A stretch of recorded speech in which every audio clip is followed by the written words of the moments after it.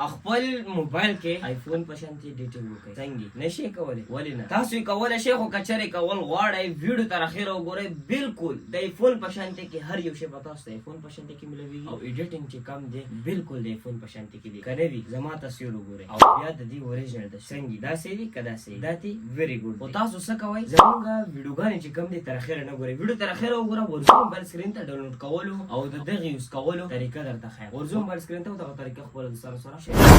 دوستانو د دې لپاره په خپل موبایل کې کروم ته راشئ د کروم راتللو سره دلته کې په سرچ کې دلته کې به تاسو APKMMS ولیکئ کله چې دوستانو تاسو دغه ولیکل نو تاسو ته به دغه ویب سایټ راوړی د تاسو ته ښکاري نو تاسو په دې بټن باندې کلیک واخلئ ګورئ که چېرې تاسو دې څخه دغه ډاونلوډ کو نو تاسو ته به د دې هغه چې کم دی ډېر زیاته فایده میلو شي یعنی د دې هغه به تاسو ته میلو شي په دې کې چې کم د آیفون ایډیټینګ چې کم دی دا به تاسو ته په دې کې ډېر زیات آپشن درکړي د دې لپاره دلته کې په انسټال بټن باندې کلیک واخلئ ایډ به کلوز کوئ دې کې به تاسو لاندې راشئ دلته نه تاسو دغه ډایرکټ هم انسټال کولی شئ او PK فایل د دې څخه انسټال کولی شئ او دوستانو لکه څنګه چې اوس دلته کې زه راځم خپل یو پکچر چې کم دی دغه شانتي کې کومه نو ګورئ د دې دا فایده هم شته تاسو ته دغه پکچر هم چې کم دی په ځای باندې پرېږدي دلته او تاسو چې ایډیټ کوئ دې نه دوه جوړ شي هغه ایډیټینګ والا هم تاسو ته په دې کې پاتې کېږي د دې لپاره ګورئ دلته کې تاسو ته د شیر بټن هم درکوي ایډیټ بټن هم درکوي لینس ډیلیټ هم درکوي د دې لپاره موږ په ایډیټ بټن باندې چې کلیک واخلو نو ګورئ په دې کې تاسو ته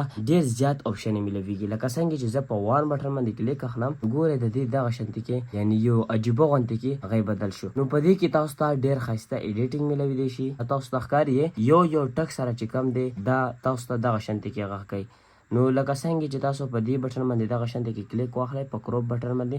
بدلته کې ایڈجسټ بټن باندې کلیک واخلئ نو په دې کې تاسو دلته کې ایډیټینګ چې کم دی هغه تاسو لکه فلټر ته راشئ په فلټر کې دلته کې تاسو د ټول اول راشئ په فلټر کې دلته کې تاسو ته بازار فلټر ښکاري نو تاسو به په دې بازار فلټر بټن باندې کلیک واخلئ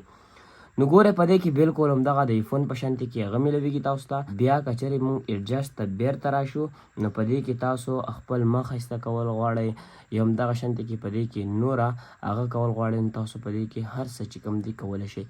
زما د تصویر خو به تاسو ته ښکاري هم ډېر ښایسته او ډېر خوندور ښکاري دغه شانتي کې په دې کې تاسو ایډیټینګ کولی شئ د ویډیو کتلو ډېره زیاته مننه ختمنې خپلو دوستانو سره شریکه کړئ نور ښایسته معلوماتو لپاره موږ سره اوسئ او زموږ اکاونټ در سره فالو کړئ